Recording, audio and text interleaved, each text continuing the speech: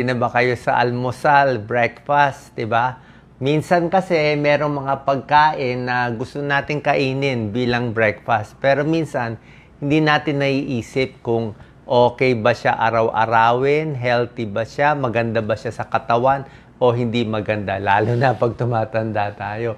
Di ba? Pag nakita natin yan, lalo na pag kumain tayo sa labas, di ba? Talagang kakainin natin yan. Pero, baka hindi siya pwede araw-arawin. Tingnan natin ang healthy tsaka not so healthy. Hindi ko naman pinagbabawal, pero tingnan nyo.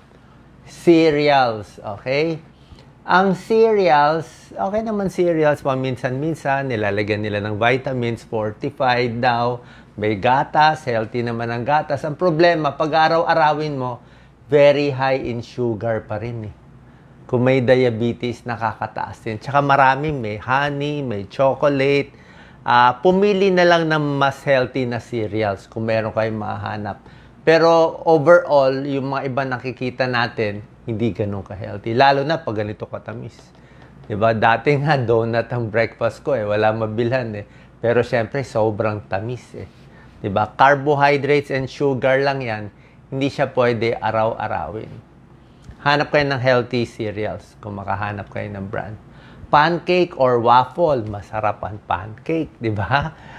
Kaya lang, masarap siya. Pwede ka kumain. Minsan, punta ka sa hotel, pwede ka kumain. Kaya lang, kung titingnan nyo, puro carbohydrate siya. Puro syrup, di ba? Sugar. Puro mantikilya siya. So, hindi mo rin pwede araw-arawin. Kulang ka sa protein, at sumobra ka sa tamis.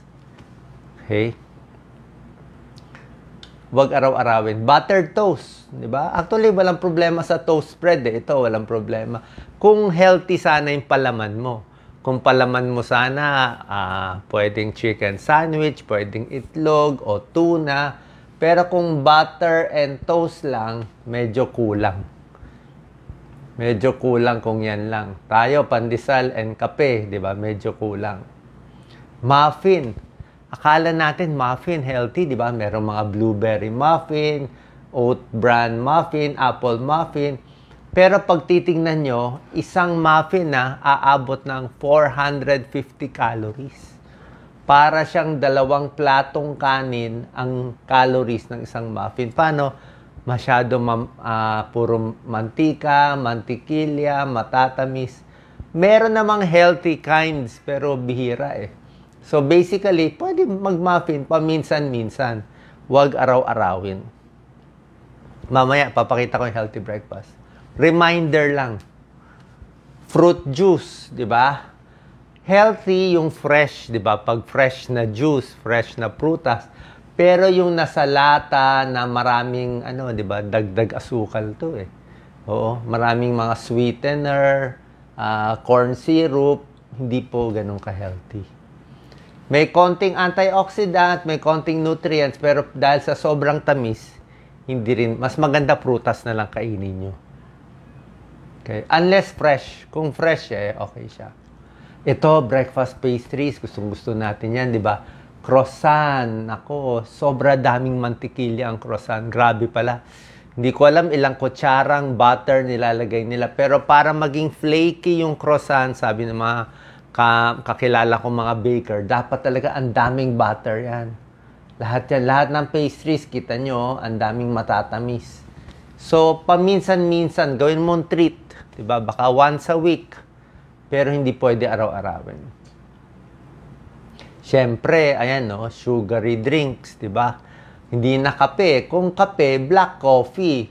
Ay ginawa mo ng milkshake eh, Ang daming whipped cream, ang daming chocolate. So, sobra daming calories.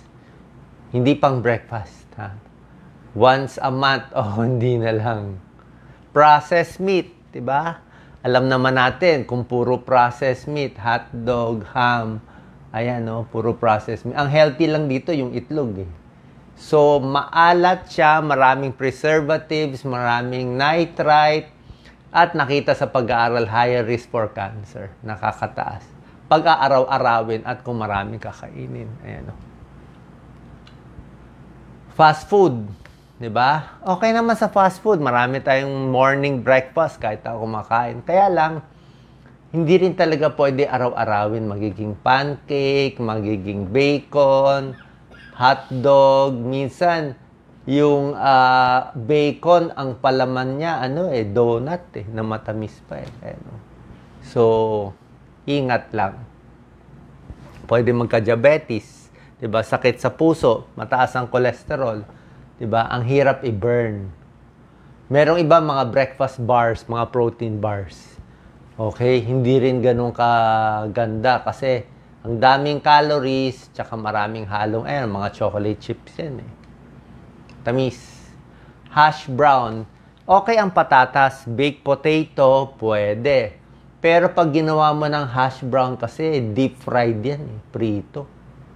Prito siya. Basta fried foods, nakaka-promote na inflammation. Hindi maganda sa ugat, sa daloy ng dugo.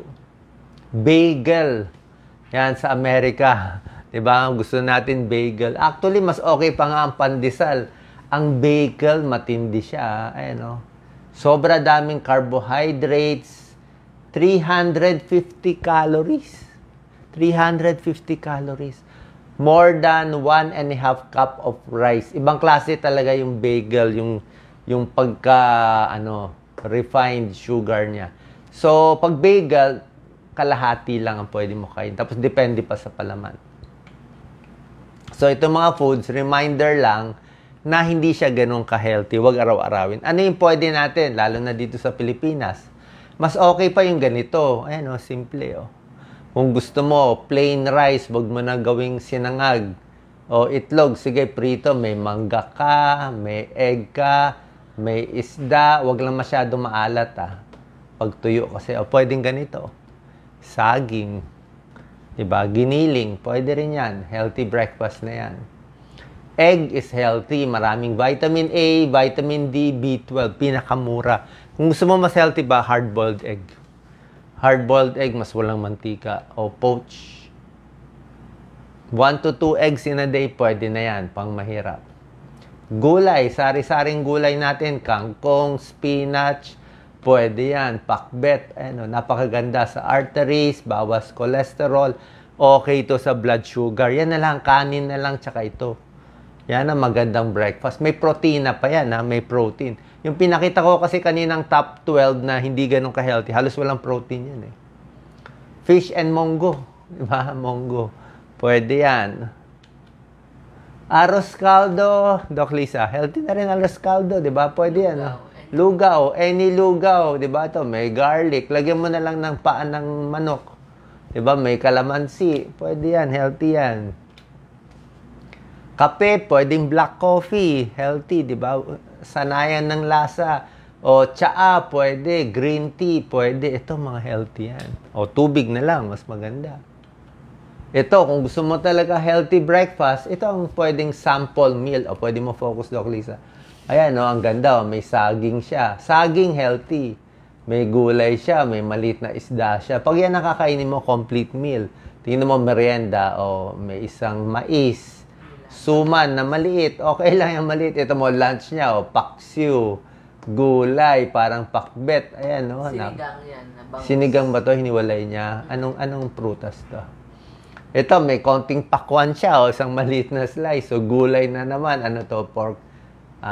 Parang inihaw na manok Tapos, 8 to 10 glasses of water. Ayan, Pinoy, Pinoy healthy plate yan So, nakita nyo, ang kanin niya, konti lang, 1 cup lang, Kaya nyo ba 1 cup lang? Ang marami niya, gulay, prutas, pati egg. So, sana po, reminder lang tong video natin, medyo iwas dito sa mga ganito, Alam ko, masarap siya. Lalo na kung may pera kayo, mayaman kayo, masarap kumain nito. Sa hotel, laging ganito ang sinaserve. Diba? Pero sana, once a week lang or once a month lang, balik tayo sa mga dati at healthy na Pinoy foods na gusto natin. Salamat po.